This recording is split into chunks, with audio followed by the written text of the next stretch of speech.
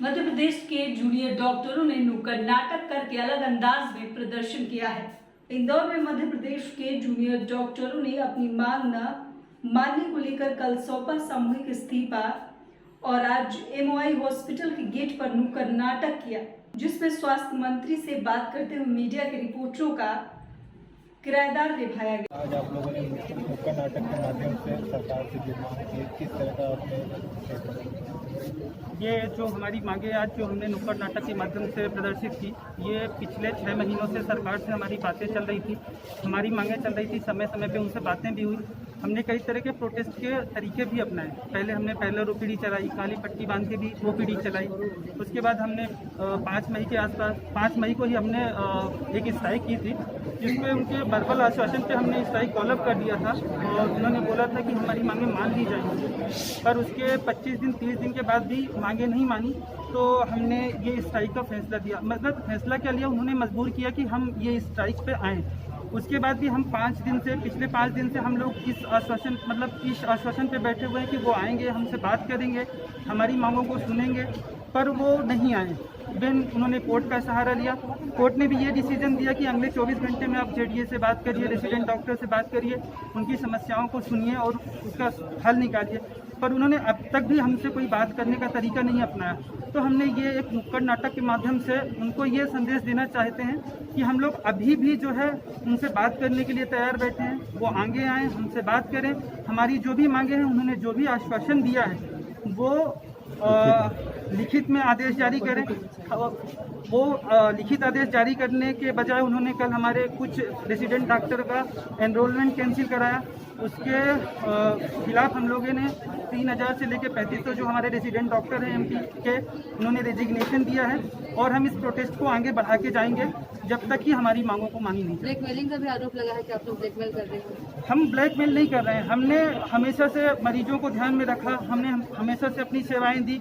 कभी ऐसा नहीं हुआ कि हमने कल उनको बोला और आज हम स्ट्राइक पे चले गए।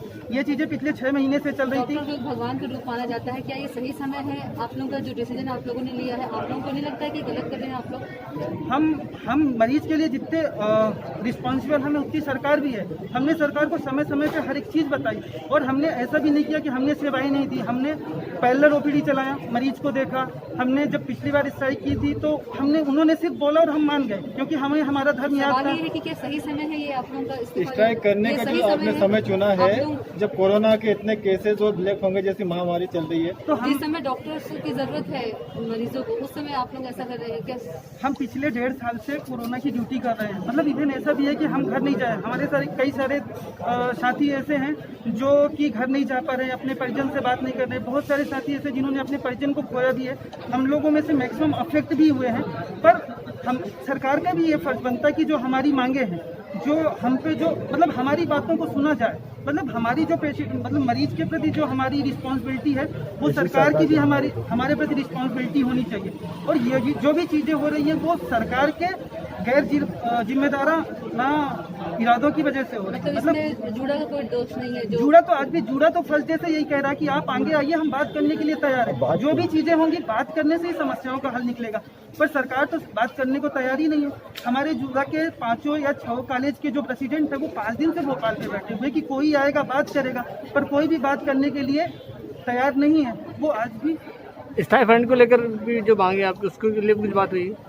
स्टाइपेंड की हमारी कोई ऐसी मांग नहीं थी। जब पिछली बार स्ट्राइक हुई थी तो मंत्री जी के द्वारा खुद से ये डिसाइड किया गया था कि 25% हाइक किया जाएगा। हमारी ऐसी कोई मांग नहीं थी। हमारी जो मेन मांगे थी वो सिक्योरिटी को लेके थी। हमारी जो मेन मांगे थी वो एकेडमिक फीस को लेके थी। और हमारी जो मेन मांगे थी कि अगर हम कोविड ड्यूटी के दौरान हम पॉजिटिव आते हैं, हमारे परिवार वाले पॉजिटिव आते हैं, तो उनके लिए प्रॉपर उपचार, प्रॉपर बेड की व्यवस्था होनी चाहिए। हमारा कभी उद्देश्य स्टाइपेंड हाइक का नहीं रहा। वो तो जब हम लोग पिछली बार स्ट्राइक किए थे तो मंत्री महोदय ने खुद से ही बोला था कि हम इतने % का हाइक करेंगे। हमारी जो मेन मांगे हैं आप अगर देखेंगे तो उसमें से ऐसा कोई मतलब पॉइंट नहीं है कि हम स्टाइपेंड के लिए हाइक के लिए ये स्ट्राइक कर रहे हैं। आप बोलो या मांग बोलो, जब तक आप लोग की मांगे पूरी नहीं होती है तब तक आप लोग की स्ट्राइक खत्म नहीं होगा, ये कहा जा सकता है। मैम ये जिद तो नहीं है, पर जो भी हाँ हमारी जो मांगे हैं वो जब तक पूरी नहीं होती तो हम इस प्रोसेस। आज किस तरह का विरोध प्रदर्शन किया आपने? हमने आज नुक्कड़ माध्यम की तरफ से सरकार ने जो हमारे ऊपर अभी तक किया और हमने जिस तरह से अपना पक्ष सरकार के सामने रखा है वो दिखाने की कोशिश की है और हम ये आशा के साथ ये करने की कोशिश की है कि सरकार किसी भी माध्यम से सोचेगी और हमसे बात करने का तरीका। Doctor Piyush Singh JDN।